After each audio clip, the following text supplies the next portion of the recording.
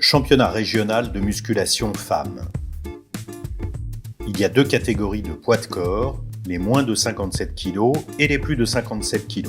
Pour les athlètes seniors, qui sont nés en 1982 ou après cette date, et également deux catégories poids de corps, pour les moins de 57 et plus de 57, pour les athlètes master, c'est-à-dire nés en 1981 ou avant. Il y a trois épreuves à réaliser. L'épreuve bas du corps, l'épreuve puissance et l'épreuve résistance. Un classement est établi pour chaque épreuve. Le classement final est établi en additionnant les places obtenues lors de ces trois épreuves. En cas d'égalité, c'est l'athlète la plus légère qui est classée devant. Les trois meilleurs de chaque catégorie sont qualifiés pour les championnats de France de musculation. Il y a des possibilités de repêchage pour les catégories où il y a beaucoup de participantes. Épreuve bas du corps, il s'agit du squat en drop set. La barre est chargée en fonction de votre catégorie de poids de corps. L'athlète réalise un maximum de répétitions en 2 minutes avec la charge indiquée. Puis il y a une pause obligatoire de 30 secondes pendant laquelle le juge technique décharge la barre. Pendant ces 30 secondes, aucune répétition ne peut être comptabilisée. Puis l'athlète dispose d'1 minute 30 avec cette seconde charge pour réaliser le maximum de répétitions. C'est le nombre total de répétitions qui sera comptabilisé pour le classement final de cette épreuve. Épreuve puissance, développé couché, prise serrée.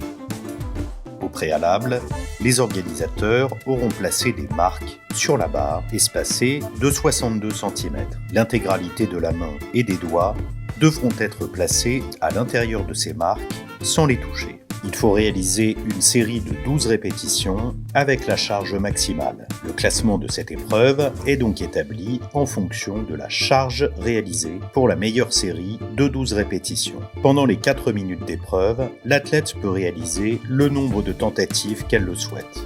Après une tentative, l'athlète peut soit augmenter la charge, soit diminuer la charge, soit retenter la même charge si elle a échoué précédemment. Pour être enregistrée, la série doit comprendre 12 répétitions validées. Si une répétition n'est pas validée, l'athlète peut continuer sa série jusqu'à faire 12 répétitions validées. Épreuve résistance. Il s'agit d'un enchaînement de 2 exercices à réaliser le plus de fois possible en 4 minutes. Soulevé de terre avec dégagé de bras, 10 répétitions à 120% du poids de corps pour les seniors ou 110% du poids de corps pour les athlètes master. Puis planche latérale avec élévation de bras avec un haltère de 6 kg. 10 répétitions d'un côté, sachant que l'on fera l'autre côté lors du tour suivant. Il faut avoir fait 10 répétitions validées d'un exercice pour pouvoir passer à l'exercice suivant. Le classement de cette épreuve sera établi en fonction du nombre total de répétitions réalisées en 4 minutes. Détail des exercices. Squat. Position de départ.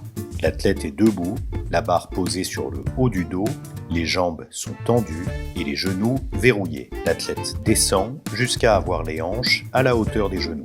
Principale faute sanctionnée qui entraîne une non-validation de la répétition. Manque de profondeur, c'est-à-dire que les hanches restent au-dessus de la hauteur des genoux, les genoux ne sont pas verrouillés à la remontée. Développé couché. L'athlète est couché sur le banc, les pieds en contact avec le sol, les fesses en contact avec le banc. Au départ de chaque répétition, la barre est tenue à bout de bras. Les bras sont tendus, coudes verrouillés. À l'arrivée, la barre rentre en contact avec la poitrine. Principale faute sanctionnée. Manque de profondeur, il n'y a pas de contact entre la barre et la poitrine. Les coudes ne sont pas verrouillés à la remontée.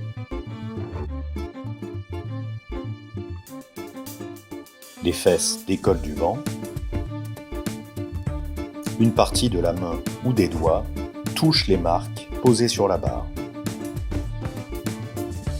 Soulevé de terre. L'athlète est debout, devant sa barre, posée au sol. La barre est immobile au départ de chaque répétition. À la fin de chaque répétition, l'athlète est debout, le corps en extension complète. Les jambes sont tendues, genoux verrouillés.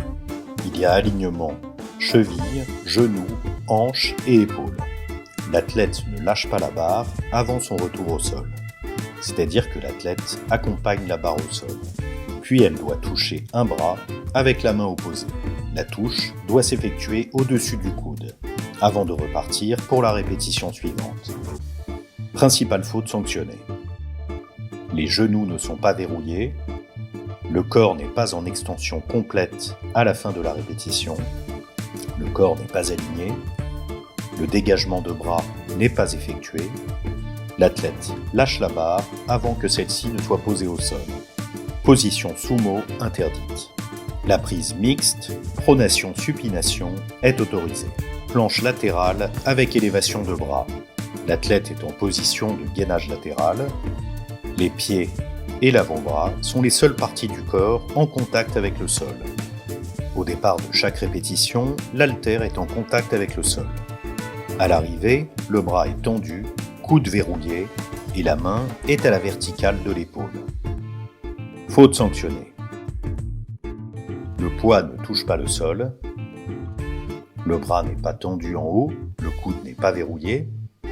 Le bras n'est pas à la verticale de l'épaule. Une autre partie du corps, autre que l'avant-bras ou les pieds, touche le sol.